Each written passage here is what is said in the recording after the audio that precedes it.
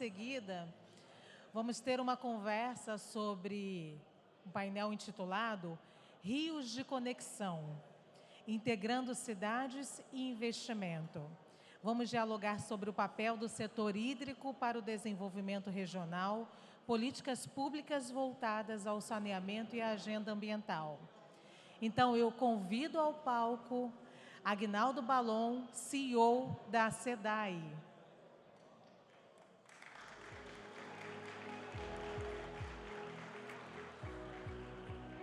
Vou pedir mais uma vez que se posicionem referente à foto aqui, obrigada. Rubens Júnior, deputado federal pelo Maranhão.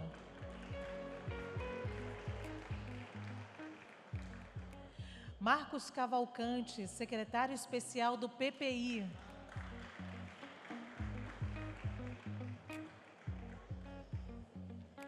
Mariana Pescatori, diretora regulatória e institucional das Hidrovias do Brasil.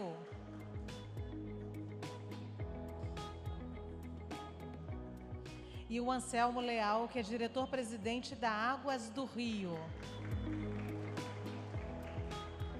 Para a mediação, mais uma vez, o meu colega Sidney Rezende. Bom painel para vocês. Podem sentar, podem sentar.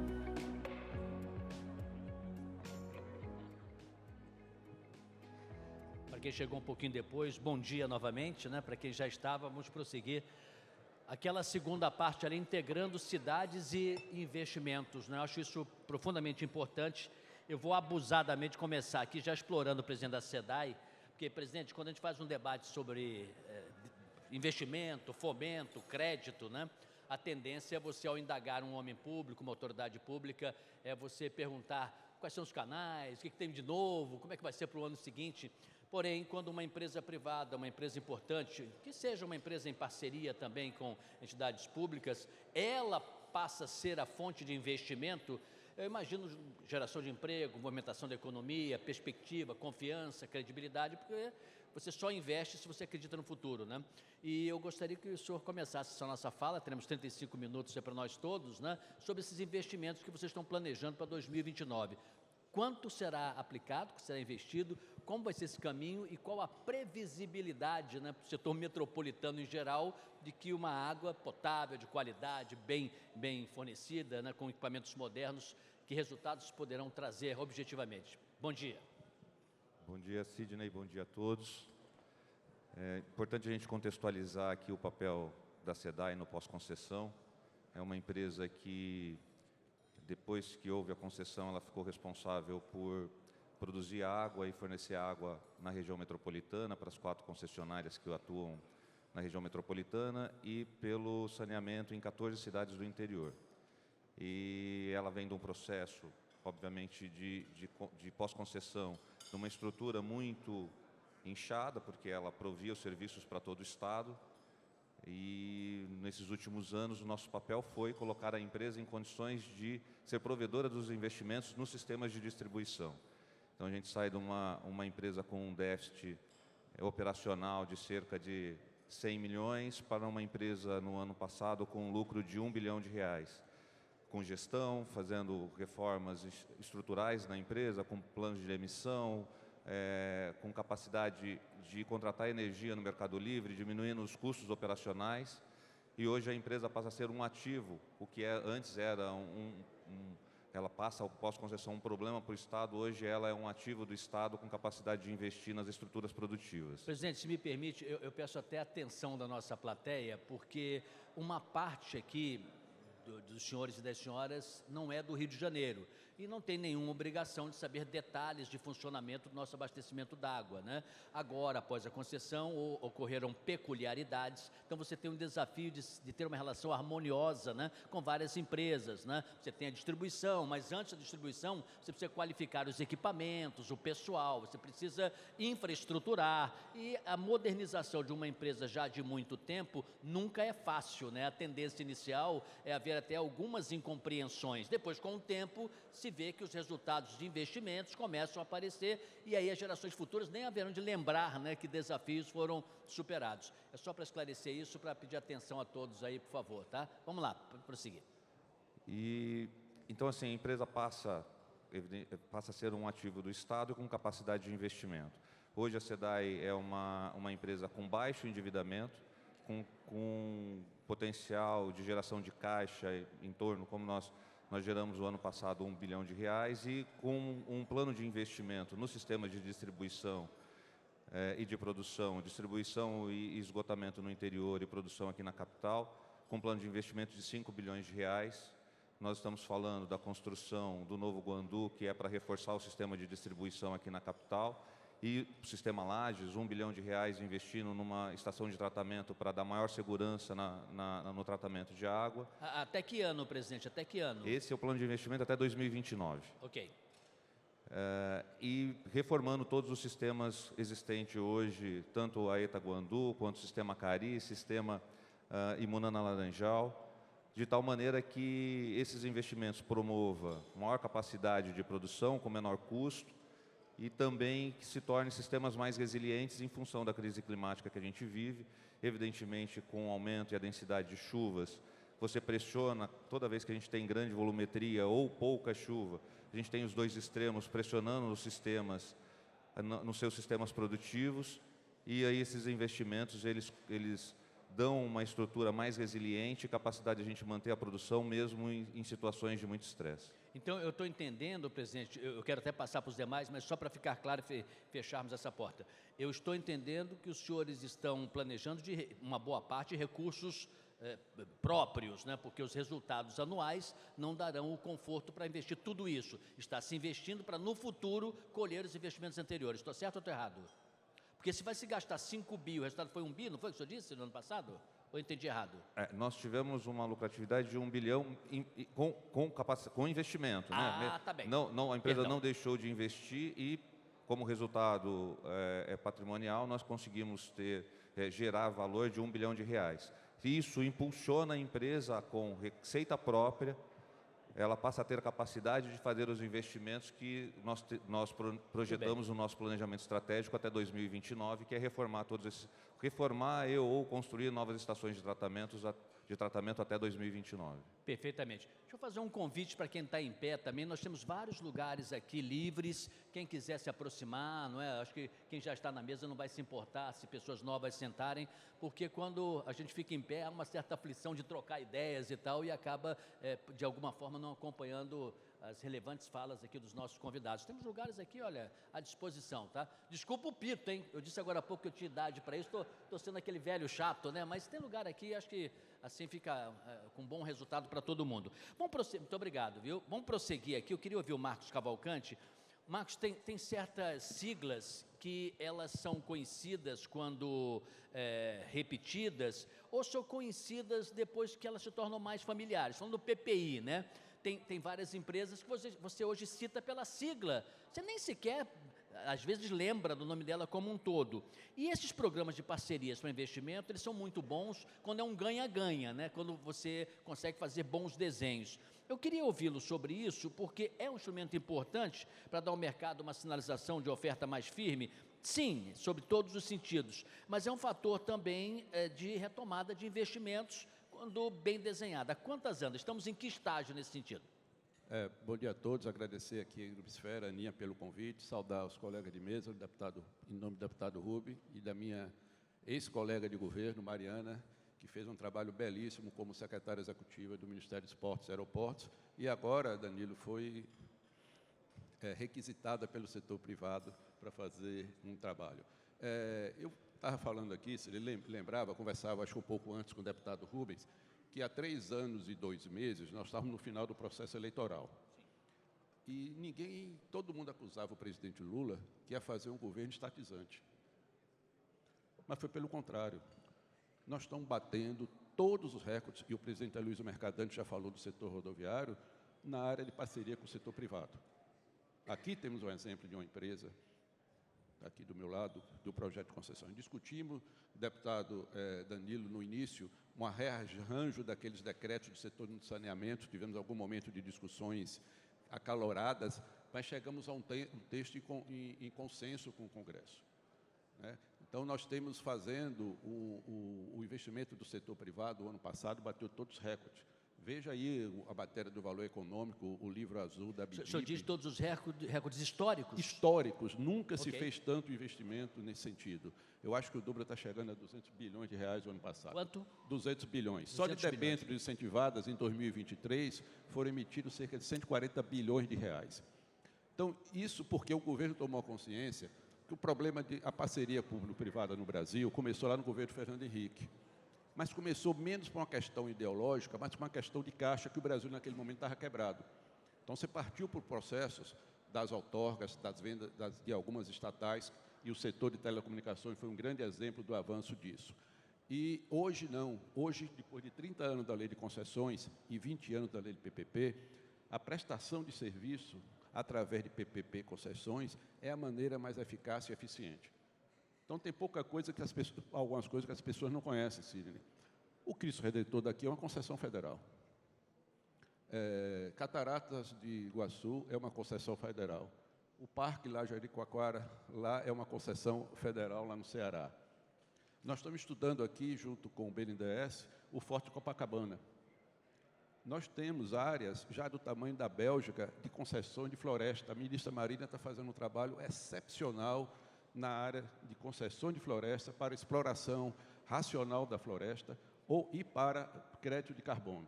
Então, sem dúvida nenhuma, estamos estudando aqui no INCA, junto com o BID e com o BNDES, uma PPP do Instituto do Câncer, do INCA, que é um exemplo que a gente está fazendo também lá aqui no Rio. Agora começamos, foi assinado ontem pelo ministro Padilha, Mariana, a modelagem da estruturação da nossa fábrica da Biomanguinhos, um investimento de $1 bilhão. Então, o ministro esteve ontem aqui no Rio. Padilha esteve ontem aqui. Então, isso demonstra que a gente tem feito um avanço excepcional.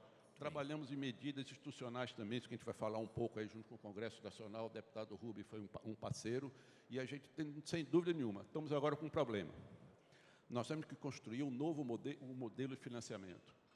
O FGTS está sustentando aí, junto com a habitação, Minha Casa Minha Vida e o financiamento, está chegando o limite de financiamento. O próprio BNDES bateu no recorde, precisa de captar recursos para que possa continuar avançando. Nós temos que construir um novo ciclo de desenvolvimento do Brasil a partir dessa retomada e reconstrução que o presidente Lula fez nesse período de 4 anos. Bem.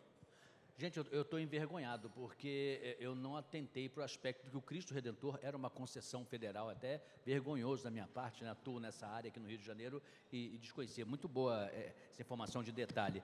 Mariana, você sabe que eu nasci em Campo Grande, Mato Grosso do Sul, né? E a pergunta que eu farei sobre o Rio Paraguai, para nós lá do Centro-Oeste, ela tem uma importância gigantesca, né? E eu queria que você começasse por aí, porque esse também é um tema que a região Sudeste nem sempre está totalmente sintonizada. E é razoável, é compreensível, o noticiário às vezes não alcança certos detalhes, não é? E eu queria que você falasse sobre os benefícios, na sua visão, da concessão do Rio Paraguai, não é? O que é necessário para navegabilidade, o que você estimularia para atrair investidores, ou seja, que a gente chama aqui popularmente na rua de venda o seu peixe, né? Como é que é, por favor? Bom dia. Bom dia a todos. Agradecer o convite, João, Ana, Camila não sei se está aqui, mas agradecer o convite. Cumprimentar os meus colegas aqui de painel, Sidney, agradecer as palavras aí de Marcos. Acho que muito do que o Marcos colocou aí a gente construiu junto aí no governo, né? E acho que hidrovias, eu acho que é a próxima aí que vem, né, Marcos, das possibilidades de concessão. E a Hidrovias do Brasil é a principal operadora da hidrovia que você estava falando. Talvez não seja muito do conhecimento, mas grande parte do que é produzido ali no Mato Grosso do Sul, na sua região, sai ali pelo Rio Paraguai, passa pelo Paraguai, passa pela Argentina, sai lá pelo Uruguai, por grandes terminais que ficam lá no Uruguai. E a Hidrovias do Brasil opera mais ou menos 30% de tudo que é movimentado ali naquela hidrovia, que é tão importante para aquela região. E provavelmente, aí Marcos pode falar com mais propriedade, essa vai ser a primeira hidrovia que vai ser concedida pelo governo federal, né? E a gente não pode imaginar, por exemplo, os nossos aeroportos sem as nossas concessões, né? Como é que a gente tinha um nível de serviço que era muito pior e hoje a gente tem aeroportos funcionando super bem. A gente tem rodovias funcionando muito bem também, com o aspecto de terem sido concedidas ao longo do tempo. A gente tem portos que funcionam muito bem. E agora, eu acho que a nossa última fronteira aí vai ser a construção das hidrovias, um país que tem aí rios que são praticamente navegáveis, né? As intervenções que têm que ser feitas nesses rios são extremamente pontuais para que a gente possa ter a navegação sendo perene aí o ano todo. E no Paraguai, nos últimos 2 anos, a gente teve lá uma situação bastante complicada para a região. Acho que foi a primeira vez que a gente teve uma parada, né, da hidrovia. Isso aí impacta financeiramente o Estado, porque você deixa de gerar empregos, deixa de gerar arrecadação, impacta toda uma cadeia, né, de produção que está ali sendo escoada. E a gente tem uma perspectiva muito boa de que a hidrovia possa ser concedida aí no próximo ano, né?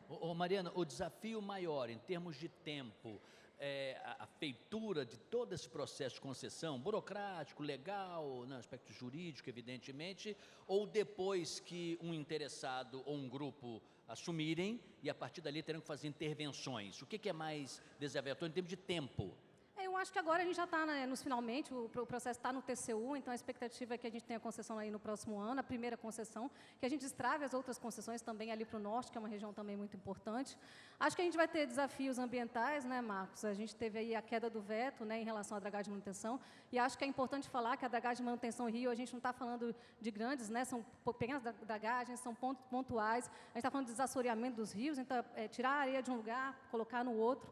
Então, são muito pontuais, a gente sabe dos impactos ambientais são pequenos, e a possibilidade da gente estar utilizando um modal que é extremamente aí, ambientalmente correto, né? Se a gente está falando de movimentar um daqueles comboios, né? A gente chega a movimentar comboios lá no norte com 35 barcaças, a gente está tirando aí 1.700 caminhões da rodovia, e 6 trens de 120 vagões. Então, a gente está falando aí de um modal que tem o potencial de fazer com que a gente consiga, inclusive, atingir as nossas metas de descarbonização aí do país. Muito bem. Deixa eu contar uma historinha muito rápida, só para ilustrar. Certa vez eu tive o prazer de ser convidado por um prefeito, muito orgulhoso e com razão, de mostrar um hospital bem grande que ele estava deixando para a próxima gestão. E era um prédio tudo novo, realmente, é encantador. Ele tinha razão em fazer esse convite, né? Eu fui lá como um representante da imprensa. E depois, esse prefeito e o grupo dele não foram vitoriosos, os novos gestores me levaram lá novamente, no mesmo hospital, e eu tinha dito que eu já tinha ido lá. Mas aí eu ouvi uma coisa que eu não conhecia e guardei para a vida toda. A construção de um hospital tem um custo gigante, mas você equipar e montar o hospital é quase o custo de você construí-lo. Então, muitas vezes, há o entusiasmo de deixar uma obra, mas você não lembra que você precisa do tomógrafo, das mesas, das cadeiras, do pessoal, o custo, né? Por isso eu perguntei o que é desafiador. Eu sei que ambas as fases são você montar tudo direito para ter atração e depois para viabilizá-la. Então, isso é realmente algo... Por isso que eu foquei essa pergunta nessa linha, aprendi a lição. Anselmo, não vou inovar nada, vou repetir um pouquinho que eu fiz a pergunta para o presidente da SEDAI ali, o CEO da SEDAI, que é, qual é o balanço atual das obras que você pode nos falar, da Águas do Rio, qual é o plano de investimento de vocês, como você está vendo aí os próximos anos? Sidney, bom dia. Bom dia, Sidney, bom dia, Aninha, bom dia, João. Obrigado pela oportunidade de falar um pouco sobre saneamento. O João tem sido um entusiasta de trazer essa pauta para a mesa. Eu acho super importante discutir o Brasil. Acho que primeiro, antes de falar dos nossos investimentos, existe uma crença que o Estado, como indutor de política pública, ele faz o capital se alinhar aos interesses. O saneamento é um serviço de obrigação do Estado que é delegado à iniciativa privada para que se some a um esforço de levar o saneamento para quem não tem, desses 90 milhões de brasileiros que ainda têm esgoto dentro de casa. Aqui no Rio de Janeiro era mais ou menos a mesma coisa, né? Então, quando o Planasa foi criado, com a ideia do BNH financiar as estatais, sobretudo estaduais, para levar o saneamento para a casa das pessoas, a gente viu que o modelo se exauriu, o banco perdeu capacidade de investimento e era necessário convidar a iniciativa privada, era necessário convidar o capital para que ele se somasse a isso. E aí, várias ondas de discussão foram empilhadas até que a gente chegou no marco do saneamento, que criou uma métrica para que o saneamento tivesse data para chegar na casa das pessoas. Até 2033, existe uma ambição para que o Brasil tenha o saneamento equacionado, como já equacionou energia elétrica, como já equacionou as telecomunicações. Só que é um investimento pesado, né, presidente? Exatamente. É caro, né? O Ministério das Cidades publicou que para recuperar esse passivo ambiental de 90 milhões de brasileiros ainda sem saneamento, nós precisamos de 883 bilhões de reais. E esse dinheiro não está disponível nos cofres públicos. Parafraseando o presidente Mercadante, seria como se, de hoje até 2033, nós gastássemos 477 470 milhões de reais por dia útil. Eu adorei a métrica dele. É muito dinheiro, e se isso não for uma política de Estado que atrai o capital privado para se associar, não daria certo. O que o Estado do Rio de Janeiro fez foi materializar esse desejo nas concessões, deixando a SEDAI como a estatal responsável por produzir água. Então, nós somos simbioticamente conectados, o que a gente entrega para as pessoas é o produto que a SEDAI faz e tem feito muito bem. Mas ainda a gente tem muito pela frente. Nós já pagamos aqui no Rio de Janeiro 16,6 bilhões de outorga, que foi fundamental para recuperar as contas do Estado.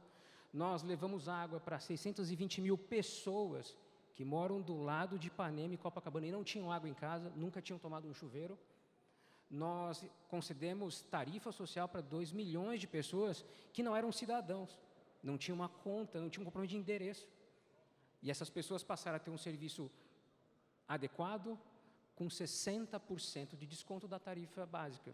Desculpe interrompê-lo, é o básico do básico, né? Sem água, você tem uma série de problemas, principalmente na área de saúde, né? Seríssimos, né? E o custo acaba sendo repassado, às vezes, para um outro setor, quando o cidadão, ele não é partilhado, né? Ele precisa de um bom atendimento em todos os processos, boa água, bom serviço de saúde, educação, um estado mais leve para investir. Se você não tem capacidade de investimento, você pode pender para o subdesenvolvimento, né? Por favor. Exato. E das nossas metas aqui, nós temos obrigação contratual de chegar na casa das pessoas, de casa em casa, revertendo esse passivo.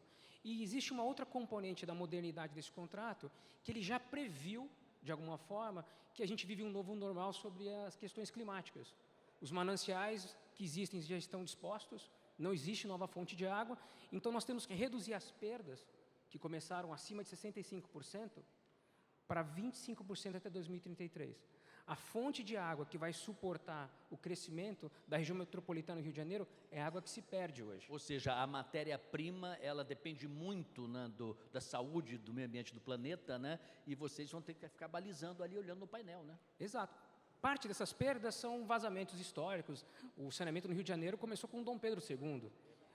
Então, nós contratamos satélites para mapear vazamentos. Não tinha isso? Não tinha. Nós conseguimos usar a tecnologia de ponta para encontrar vazamentos, então nós mapeamos 4.000 vazamentos relevantes, mais de 1.000 já foram resolvidos, mas 60% das perdas são pessoas que um dia queriam água e não conseguiram e deram um jeito. E é um direito, né? Então nós já investimos 1,9 bilhões de reais para reverter perdas, mais de 5 bilhões e 400 em obras, e isso é só o começo de uma maratona. E para o ano que vem, tem alguma projeção de grandeza? Tenho. Nós vamos investir ano que vem aproximadamente 2 bilhões de reais em saneamento. Muito bem, agradeço as suas intervenções. Deputado, o legislativo é muito exposto, né? Ele é muito exposto por bem e por mal. Mas se você não tem uma interlocução do legislativo para tentar, de alguma maneira, criar boas leis ou entendimentos, né? Se fala que alguém precisa conversar com alguém que pensa diferente para achar um ponto de interseção, né? E nesse caso, estamos falando aqui, rios de conexão, né? Tem um pouco a ver o aspecto político e objetivamente com o nosso tema. Eu queria ouvi-lo sobre isso. Como é que nós podemos criar um federalismo cooperativo, né? Se podemos chamar assim, onde municípios, Estado e União trabalhem na interseção. A minha tese tem 10 itens, a gente discorda de 8, mas a gente concorda em 2. Vamos fazer logo os 2, resolve esses 2 e depois a gente conversa os outros, né? Como é que o senhor vê esse problema? Bom dia a todos. Esse é o nosso maior desafio, é justamente despolitizar e despartidarizar as discussões que são relevantes para o país. Porque, acreditemos, nós temos muito mais convergências do que divergências. E quando encontramos as convergências certas, nós temos que focar o debate nesse ponto. A gente está falando aqui, o Congresso já deu sua contribuição no marco do saneamento, na questão da PPI, já deu no marco das ferrovias, que estava sendo falado, mas muito ainda há por fazer. O lado bom nisso tudo, Sidney, é que hoje a gente já tem pelo menos uma superação. Nós temos os entraves e as dificuldades, mas quem vai resolver esse problema nem é o Estado máximo e nem o Estado mínimo. Quem vai resolver isso é o Estado eficiente. E, para isso, o Poder Legislativo tem que também dar sua contribuição. A gente, quando encontra uma pauta de convergência, vou dar um exemplo agora do último mês, o projeto do imposto de renda foi aprovado por unanimidade e aprovado com uma certa velocidade. A pauta da segurança, esse semestre é o semestre que nós mais aprovamos projetos na área da segurança pelo Congresso Nacional. Então, eu insisto, há muita convergência que a gente consegue deixar polarização de lado e aprovar aquilo que precisa para o país. Se eu pudesse falar 2 palavras de ordem, seria integração e conexão. Ou nós integramos tanto o capital produtivo e o poder público, ou nós integramos as cidades, os núcleos urbanos e a periferia, ou nós integramos a ferrovia com os portos, ou infelizmente nós vamos continuar colhendo os resultados negativos para o nosso país. Olha, o nosso tempo praticamente voou, vai ter 1 minutinho para cada um. Eu vou começar de lá para cá. Eu vou pedir, Aguinaldo, que você escolha aí um desafio, né, da sua área, dentro do tema, que você diria assim, tem tanta coisa importante, mas isso aqui eu faço questão de, em dezembro do ano que vem, voltar eventualmente num evento como esse e dizer, olha, cumprimos. O que seria? Sidney, nós vivemos hoje no Rio de Janeiro um ecossistema do saneamento. O contrato de concessão, que envolve as 4 concessionárias, SEDAI e IRM, é um instrumento autorregulatório que dá condições para que esse ecossistema funcione, e ele vem sendo muito bem implementado aqui no Rio de Janeiro, com uma governança junto com a agência reguladora, junto com o instituto que reúne os municípios que são titulares da concessão e que tem assento à mesa para discutir como é que os contratos vêm sendo executados. Então, eu acho que o principal desafio nosso é usar adequadamente o contrato de concessão, sendo bem gerido pela agência e por todos os que fazem o controle social da implementação desse contrato, para dar condições para que o Estado do Rio de Janeiro, pioneiro na implementação de um sistema de saneamento, pensando com a parceria da iniciativa privada, e a gente inovou muito, até porque sair de onde a gente estava, sendo o primeiro Estado a modelar uma concessão como foi modelada, trazendo a iniciativa privada e com todos os desafios, nós temos aí um desafio para os próximos anos de execução do contrato de cerca de 30 bilhões de investimentos diretos, só considerando o que está contratualizado com as concessionárias. Então, acho que o nosso desafio é passar dessa fase que a gente já avançou muito, mas estabilizar os contratos e dar condições, que é o que o Estado e todos os atores políticos e regulatórios vêm tendo, de estabilizar essas relações e a gente continuar com a concessão com as suas metas sendo atingidas. Boa, cumprindo as metas. Deputado, sem partidarizar, o ano que vem é eleitoral, mas o que seria prioridade para o Brasil no ano que vem, nesse tema aí, na sua visão? Menos briga e mais debate. É verdade, bem lembrado. Bem lembrado, bem lembrado. Mariana, e da sua parte, o que você vislumbra para o ano que vem aí? Muito do que a gente já falou aqui, né, pensando em hidrovias, seguir com a nossa primeira concessão do Paraguai e fazer com que as outras vão adiante. Mas falando um pouco do que o deputado falou, de nada adianta ter hidrovia se não tiver a ferrovia. A gente falava um pouco ali, eu e Jorge Bastos, da importância de seguir com projetos estruturantes, como a Ferrogrão, que é uma deles, a Sailândia Barcarena é outro. Então, a gente precisa de uma ferrovia para que a gente tenha uma hidrovia funcionando, para que a gente tenha os nossos portos funcionando e para que a gente possa escoar toda a produção nacional e gerar riquezas para o país. Boa, boa. Marcos, e a sua visão, qual seria sobre isso? Como nós estamos no próximo ano eleitoral... Verdade. E pegando a deixa do deputado, nós temos que debater o ciclo de crescimento do Brasil para os próximos anos.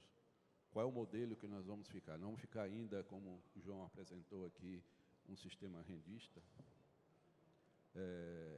Como vão ser as fontes de financiamento? Isso que nós temos que discutir.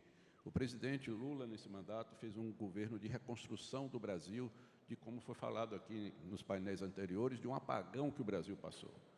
Então, agora nós temos que projetar o novo crescimento do Brasil. Como vamos financiar isso com respeito ambiental, com desenvolvimento social? O Mercadante falou aqui, nós estamos com aumento de renda da população. Aumento de renda gera demanda, gera consumo de energia, vai gerar um investimento para o setor eólico, vai gerar investimento para o porto ali de Mateus, para o terminal transportar, vai gerar aqui carga para hidrovias do Brasil, vai diminuir a inadimplência aqui do setor de água. Todo o país só rompe a barreira de equilíbrio fiscal, não é deixando de investir. Nós temos que garantir aí, Rubem e Danilo saiu, que o Congresso, a gente consiga construir para o próximo ciclo um valor mínimo de investimento que a gente possa fazer. Certo. Investimento não é gasto. Isso tem que ser programado, porque nos próximos 10 anos o Brasil tem uma garantia de investimento. Porque, Ciro, desculpa até estender, estão acabando as rodovias que elas podem ser financiadas simplesmente com pedágio. Eu vou precisar ter rodovias que eu vou ter que botar um aporte público. seja através de uma contraprestação, seja do investimento. Verdade. No setor de saneamento aqui, só São Paulo tem mais de 100 municípios que não têm forma de universalizar. No Brasil, temos mais de 1.000 municípios que não vão ter capacidade de atingir a universalização, vão precisar de recursos públicos para isso. Estamos em cima da hora aqui, perfeito. Obrigado. Eu vou passar para o Anselmo.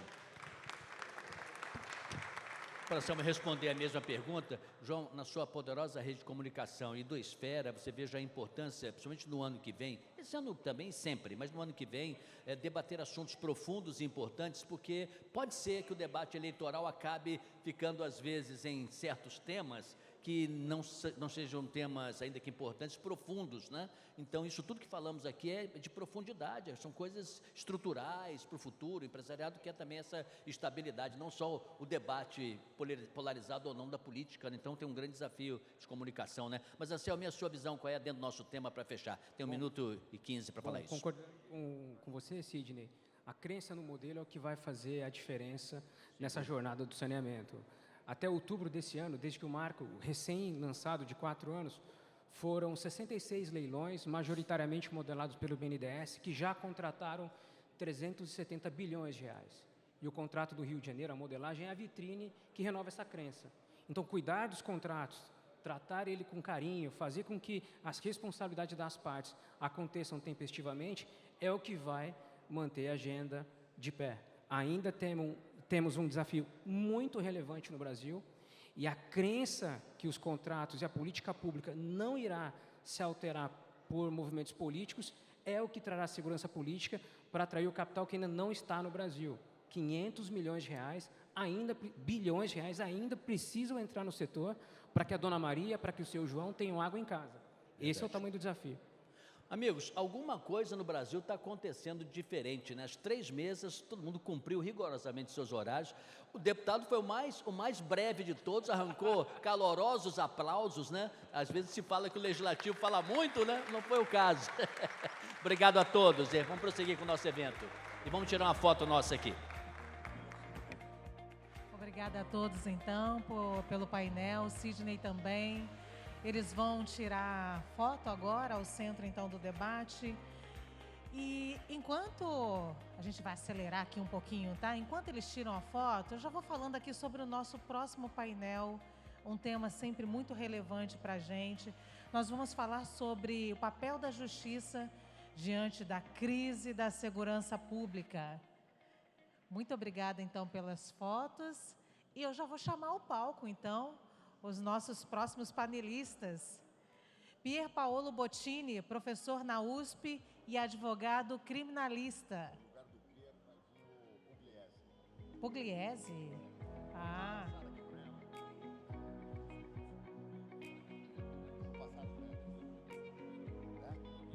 Eu vou chamar aqui o Luiz Gustavo Bichara, que é advogado.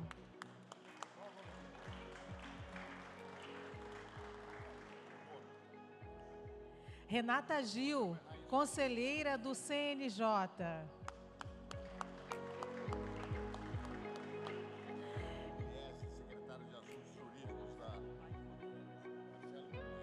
Marcelo Pugliese,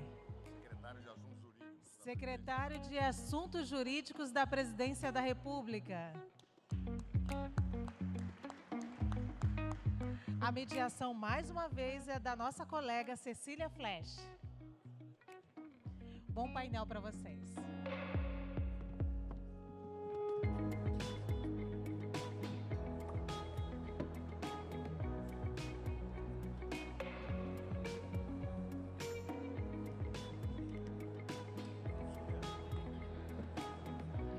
Gente, está quase na hora do nosso almoço e a gente vai falar agora desse assunto muitas vezes indigesto, que é a segurança pública aqui no Brasil, relacionado às leis. Muito obrigada por estarem aqui comigo. E eu quero já começar falando do que o Brasil está fazendo nessa semana que vem. O presidente da Câmara, Hugo Motta, anunciou ontem que o relatório da PEC da Segurança Pública vai ser apresentado aos líderes na terça. Na quinta deve ser votado no Senado a lei antifacção. A gente está caminhando num sentido célere ali no Legislativo com relação a pautas de segurança pública, o que é ótimo, ponto para todos nós. mas eu já jogo a pergunta para o senhor Marcelo, que é o secretário especial de Assuntos Jurídicos da Casa Civil. Infelizmente, a gente tem visto no noticiário algumas rusgas entre executivo e legislativo nesse momento. Eu queria saber se o senhor avalia de alguma forma se o que está caminhando ali na nossa Casa Legislativa pode, de alguma forma, não conversar exatamente com o que está sendo planejado agora pelo Executivo Nacional. Bom, Renata, primeiro, bom dia. Cecília, bom dia a você.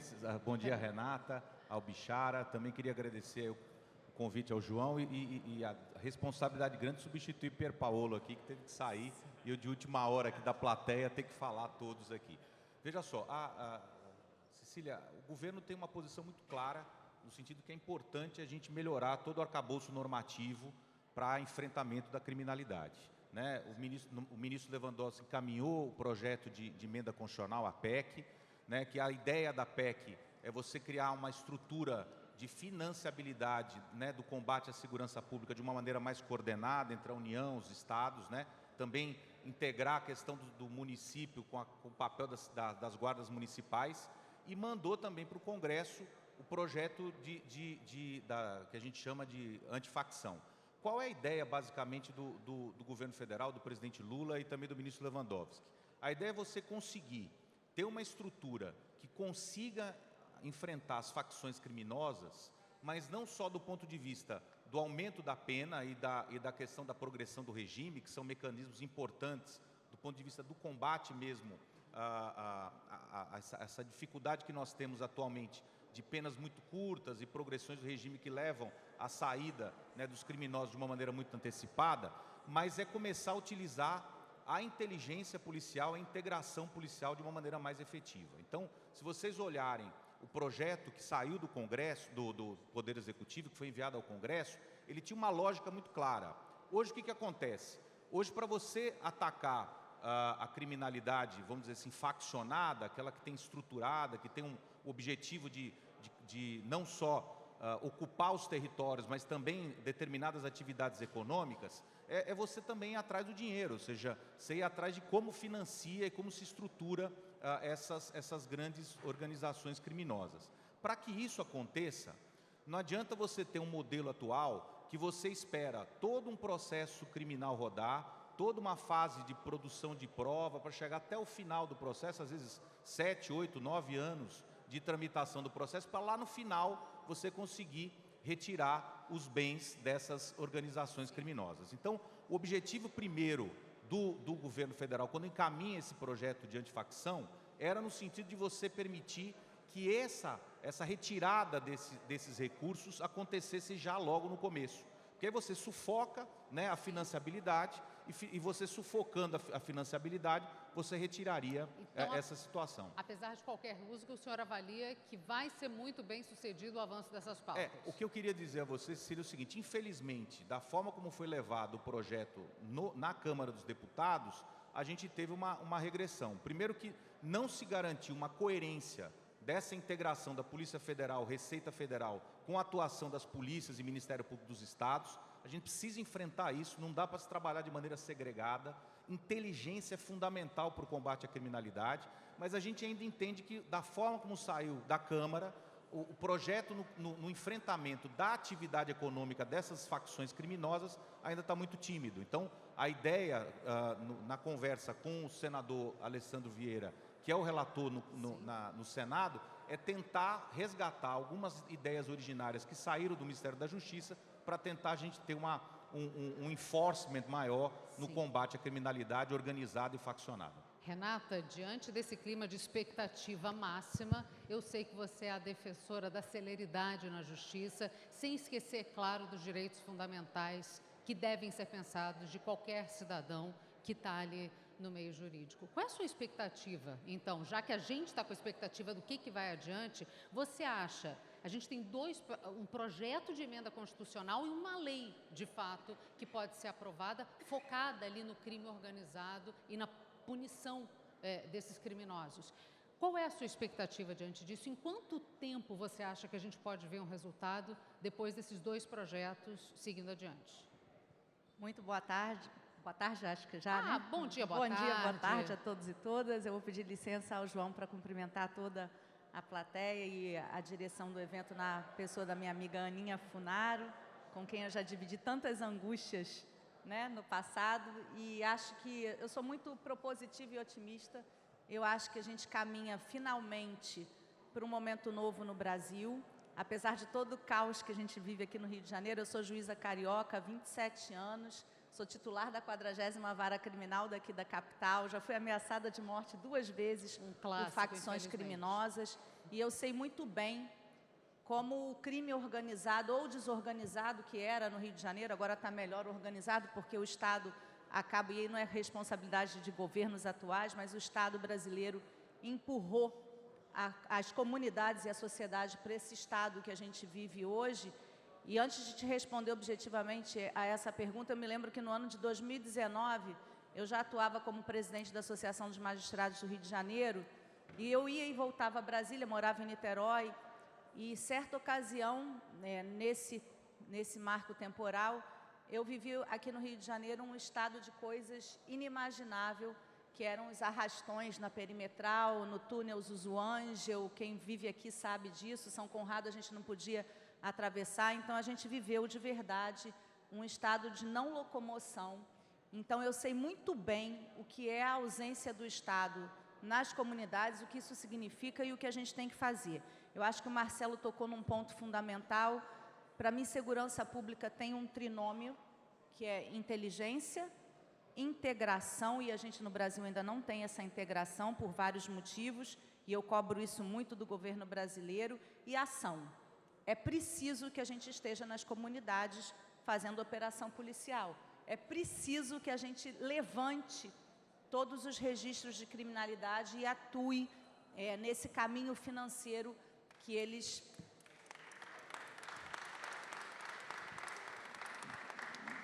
Obrigada. Nesse caminho financeiro que já vem sendo traçado há tanto tempo. O governo tinha uma estratégia, chamava Estratégia Nacional de Combate à Corrupção e à Lavagem de Dinheiro, e a ENCLA, que eu não sei se funciona ainda muito bem, mas essa estratégia podia ser retomada de uma forma focada.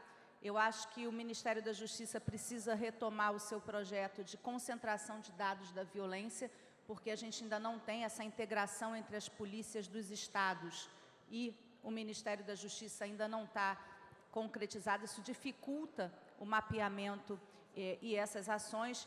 E eu acho, sinceramente, Cecília, que o nosso problema não se resolve nem com PEC nem com lei. As leis são bem-vindas, eu aplico todas elas, o Supremo Tribunal Federal aplica todas elas. Eu acho que esse marco da PEC, ele é importante, talvez, para uma chamada à ordem. Gente, vamos começar daqui de novo, mas não que efetivamente nós precisemos de um novo diploma legislativo para iniciar esse caminho. Eu acho que, de verdade, a gente precisa pegar um sistema de inteligência que seja integrado com os estados e esquecer que a autonomia dos estados atrapalha isso. É um novo enforcement que a gente precisa restabelecer. E o papel da justiça, me encaminho para o final da minha fala, o papel da justiça é muito irrelevante nesse contexto todo, principalmente da Suprema Corte, porque a gente faz uma contenção das violações e a gente chama governo e legislativo para projetos estruturantes. Então, as ações hoje, quem acompanha a jurisprudência do Supremo Tribunal Federal, a 635, né, das favelas e tantas outras, o meu instituto privado mesmo agora entrou com uma ação importante, que eu estava falando para o Marcelo, que quer a declaração do estado inconstitucional de coisas com relação ao feminicídio, está sob a relatoria do ministro Dias Toffoli, uma ação importante para quê? Para que a gente coloque numa mesma mesa executivo, legislativo, judiciário, delimite isso e canalize recursos financeiros para essa medida. A Justiça está no início disso tudo, quando ela pensa as leis que podem brecar as questões ligadas à segurança pública, e está na ponta, quando ela pune quem não cumpre esse caminho. Mas no caminho, Bichara, a gente tem que ter inteligência. E o follow the money é o que todo mundo fala. Se a gente não olhar para o dinheiro, para o escoamento tributário, para onde... A gente viu a grande operação que a gente teve essa semana aqui no Brasil. Então, se a gente não olhar para isso com o foco e a determinação que é necessária, talvez a gente nunca encontre um ponto.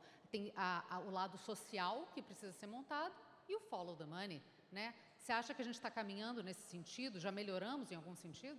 Bom dia, Cecília. Primeiro, agradecer a Camila, a Aninha, ao João Camargo. Para mim, uma honra novamente estar aqui no evento do Esfera. Saudar a doutora Renata Gil, meu amigo Marcelo Pugliese. Eu acho que esse ponto que você toca é fundamental. E eu encaro esse fenômeno com duas perspectivas distintas. Uma no âmbito normativo legal e a outra no âmbito da forma com que o Estado, lato sensu, trata os players privados, os players corretos da economia. E aí, como geralmente eu acho, não precisa o Estado ajudar, basta não atrapalhar. O que eu quero dizer com isso é o seguinte, por exemplo, no âmbito normativo, eu acho que há 2 pontos que realmente merecem destaque. Primeiro deles, em janeiro desse ano, o governo aprova o controle de operações financeiras para a modalidade de PIX e Fintechs.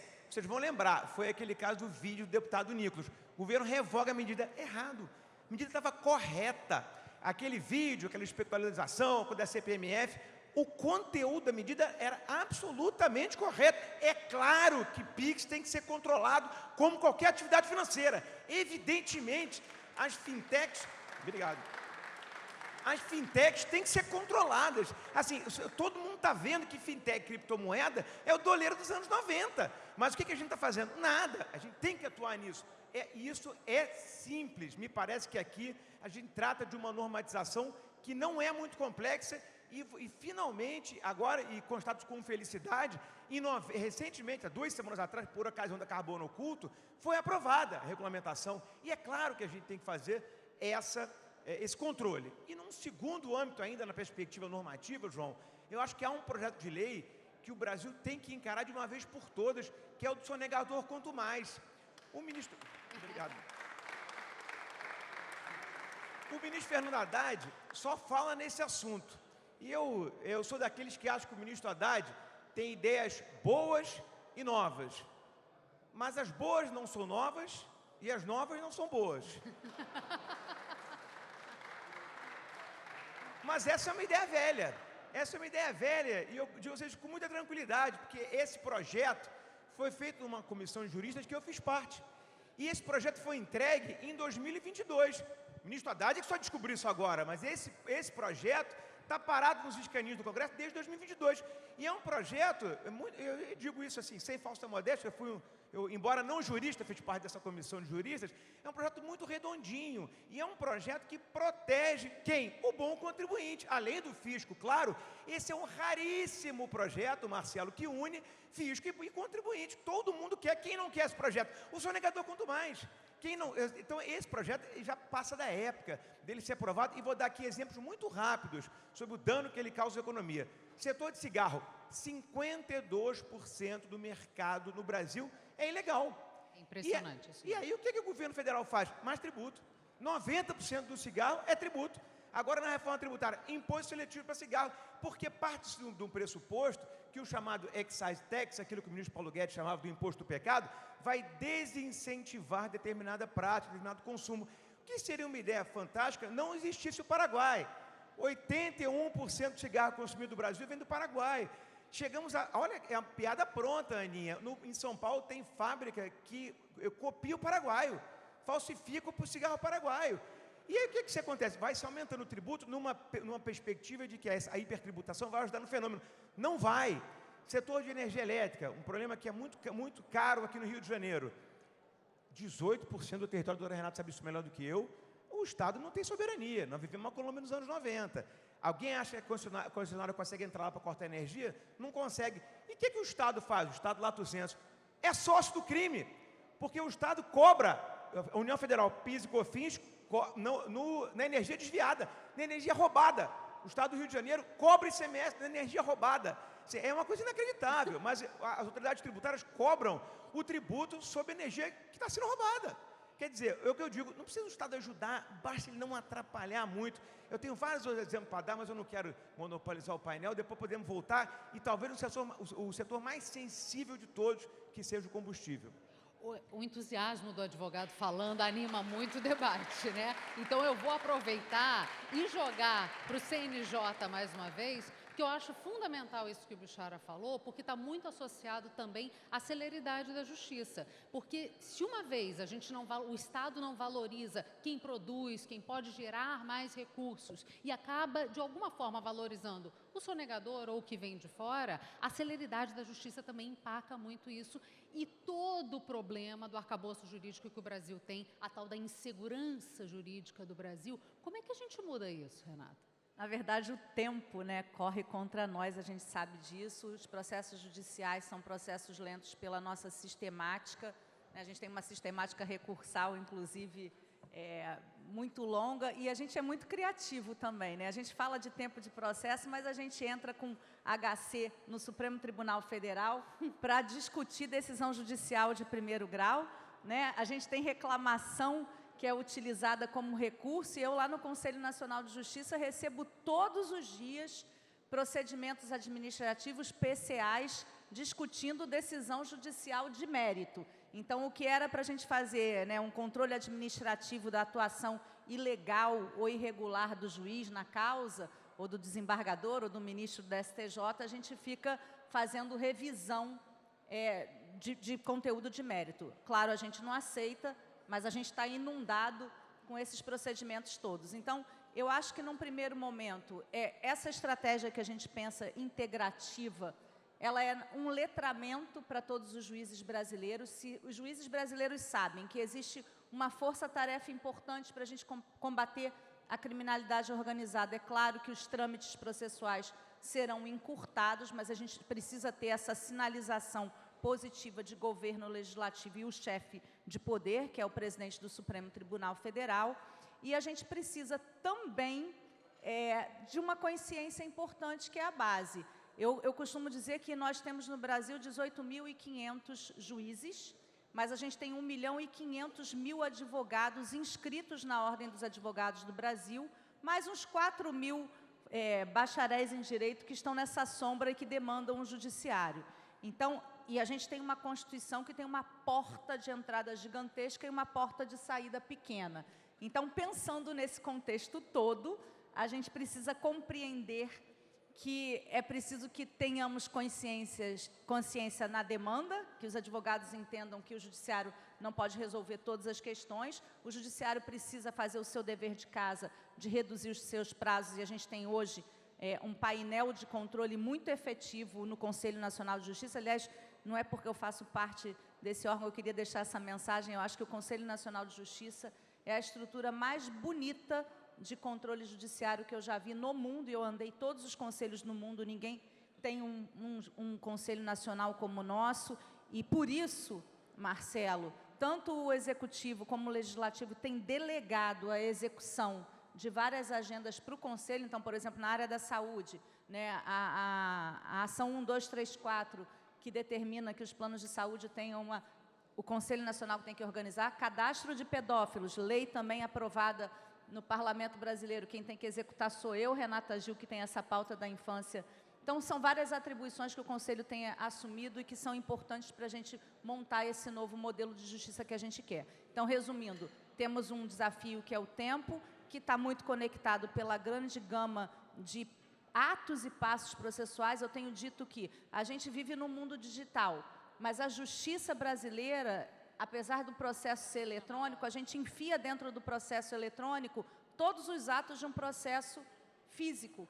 Então, a gente não fez a conversão, o parlamento não enfrentou a conversão digital do processo brasileiro para o mundo digital. Eu continuo intimando as pessoas do mesmo jeito, continuo fazendo audiências do mesmo jeito, a gente precisa converter isso. E a terceira coisa é essa consciência do letramento, e isso eu acho que a partir de uma conjunção de ações entre os três poderes, os juízes brasileiros vão entender o seu papel nesse modelo novo.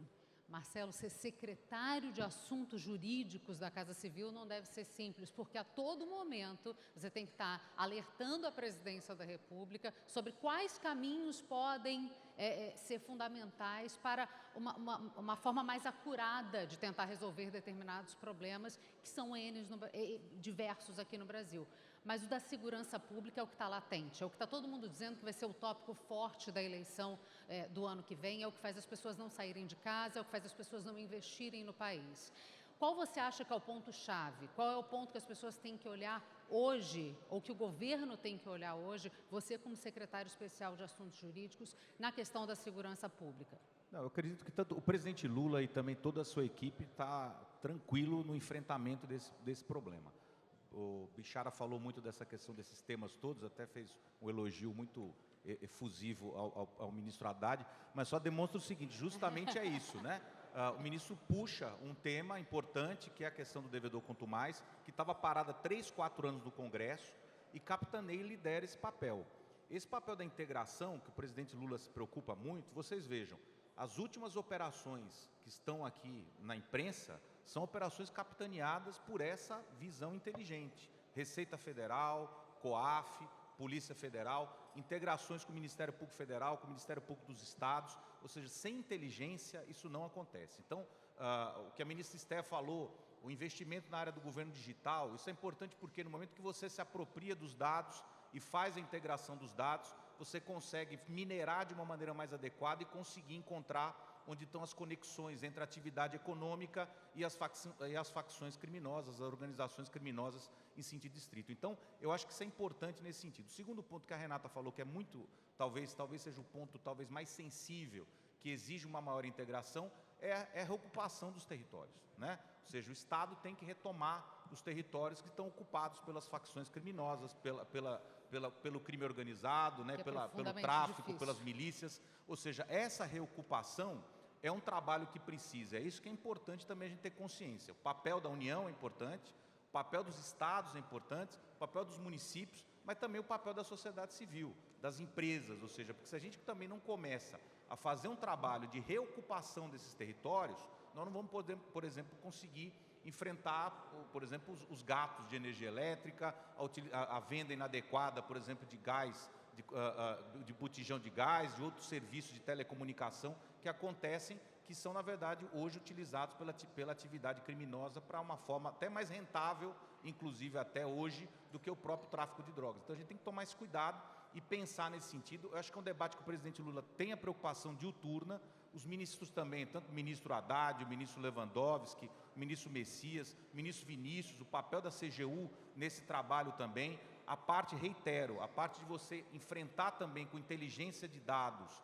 integração de informação, para que a gente possa dar toda essa estrutura do judiciário, da polícia judiciária e também dos estados e municípios, condições para poder fazer esse enfrentamento com inteligência. Eu acho que talvez esse é o grande desafio e a gente tem que pensar, eu acho que aqui não é um discurso, o presidente Lula fala muito isso, combate às facções criminosas não pode ter um viés politizado, a gente tem que pensar isso, que é um enfrentamento de Estado, da sociedade brasileira, a gente tem que estar unido para enfrentar isso de uma maneira inteligente, coordenada e com propósito aí, sem dúvida alguma, de melhor desenvolvimento econômico e social do país. Eles são o Estado paralelo que estão atravancando o Estado real brasileiro. O problema é que eles, às vezes, se mostram muito mais eficientes, Bichara, infelizmente, talvez por conta dos parâmetros que a gente tem que seguir e que eles atropelam e não seguem nenhum.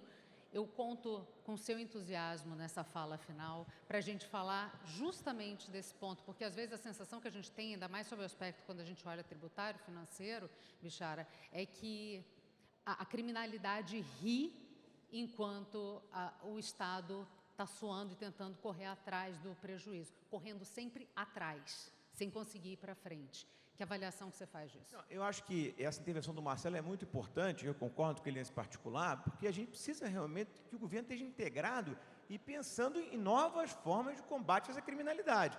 E nisso eu acho que a gente está indo bem. Dou um exemplo que às vezes é subavaliado. Na reforma tributária do consumo, há um mecanismo chamado split payment, que, se funcionar, eu acho que será um poderoso tiro na sonegação. Lembrando, é claro, que a sonegação é subjacente a toda a criminalidade. O split payment, ele funcionará da seguinte maneira: quando uma pessoa pagar qualquer coisa, fizer um Pix, um TED, qualquer pagamento para outra, automaticamente o sistema financeiro vai jogar o valor do tributo para os entes tributantes e o preço para quem vendeu o serviço ou mercadoria. Isso é uma ideia muito inteligente. Se isso funcionar, realmente, eu acho que a gente tem um grande aliado no combate à sonegação. Agora, vejam que coisa curiosa. Aí a sonegação ficaria restrita a dinheiro, né? Nós precisamos ser criativos. O que a Índia fez, deputado Rubens? A Índia, quando fez a reforma tributária, ela fez junto e, de surpresa, uma reforma monetária. Isso quem tem que dizer se funciona ou não são os economistas, não são os advogados. Mas eu achei muito interessante, porque é como se fosse no Brasil, de sexta para segunda, recolheram todas as cédulas altas, como fosse R$150 no Brasil. Então, o jeito para sonegar e pagar dinheiro, tem que levar um caminhão. Mas outro dia tinha um varal no sul do Brasil, cheio de nota de 10. A gente é muito criativo. Mas se acabar com as grandes, eu acho que já facilita. Então, mas essas novas ideias em termos de combate à sonegação, eu acho que são fundamentais no Brasil. Agora, vamos ver o caso, por exemplo, dos combustíveis, né? Aquela operação bem sucedida, né? É feita há pouco tempo no Rio e outra em São Paulo. Esse é um esquema que tem mais de 20 anos, tem 25 anos. Todo mundo sabe quem eram os sonegadores. O setor inteiro de combustível sabe e está denunciando isso há 25 anos. E aí a gente tem ferramenta legal, tem processo judicial, enfim. Mas por que até hoje não acontecia nada? Aí eu dou razão ao Marcelo. Eventualmente havia uma falta de interesse no combate àquela criminalidade. E eu acho que isso a gente tem que entender, vou bater nessa tecla, de que muitas vezes a hipertributação dos mercados formais alegra o crime organizado. Por exemplo, vou voltar aqui à questão do cigarro. Vocês sabem que no Brasil, supostamente, é proibido cigarro eletrônico, né? Se a gente descer aqui, em um quarteirão, a gente compra quantos a gente quiser. Quantos a gente quiser. Ah, mas é proibido. As fábricas de cigarro não podem fazer cigarro eletrônico. Então, por que a gente não acaba com essa hipocrisia? Libera o cigarro eletrônico e tributa. Bota uma tributação altíssima que seja, mas vamos liberar, porque se em qualquer esquina. E outra coisa, os jovens estão fumando aí mata-rato, porque não tem controle sanitário nisso, né? Estou dando só um exemplo, o combustível é a mesma coisa, o combustível é ilegal, mas o que acontece? Esses setores são hipertributados e o Estado tem um delírio de que hipertributando essas operações, ele vai conseguir fazer uma política pública adequada. Não vai.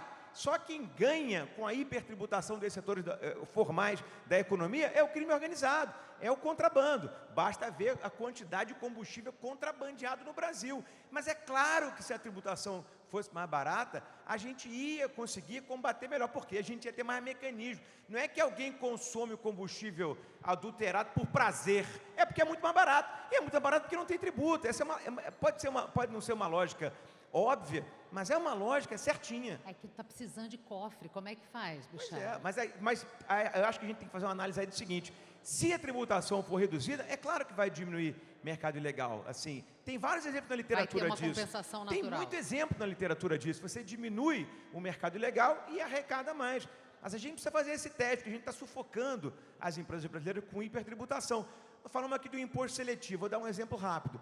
O Brasil é o único país do mundo que vai tributar com imposto seletivo, aquele imposto que é tendente a desincentivar condutas, mineração e extração de petróleo. E as operações de exportação. Será que ninguém está entendendo que isso vai afetar a balança comercial? Minério de ferro e petróleo são dois, junto com a soja, dos 3 principais itens da balança comercial brasileira. E os dois vão ser tributados com imposto seletivo, que é aquele imposto tendente a desincentivar condutas reprováveis pela sociedade. Quer dizer, então a gente quer desincentivar extração de minério de ferro e de petróleo. E detalhe, nós estamos falando do minério de ferro e do petróleo que serão exportados. Ou seja, nós estamos violando um dogma que não é jurídico, é um dogma da economia, de que não se exporta tributos. E aí essa mesma lei, para voltar no tema do sonegador, é a mesma PEC da reforma tributária, beneficia uma refinaria de petróleo que está na Amazônia. Uma. Nós temos uma PEC para beneficiar uma refinaria de petróleo, que todo mundo sabe qual é. Então, quer dizer, são coisas que não se justificam, não tem racionalidade no sistema jurídico brasileiro, e a sociedade, talvez cansada de tanto problema, escolhe não ver. Mas eu acho que a gente precisa parar e examinar esse tipo de problema, porque a gente tem saída para o combate à criminalidade, mas eu acho que a prática tributária pode ajudar muito nesse caminho. A gente espera ouvir uma coisa e acaba ouvindo outra nesses painéis, né? O que é maravilhoso. A gente acha que vai falar só de segurança pública e fala de dinheiro. Em cima do tempo terminamos aqui. Agradeço muito a participação de todos. Poderia durar 1h30? Poderia, tem assunto para isso. Mas o que importa é que temos um caminho a seguir. Obrigada.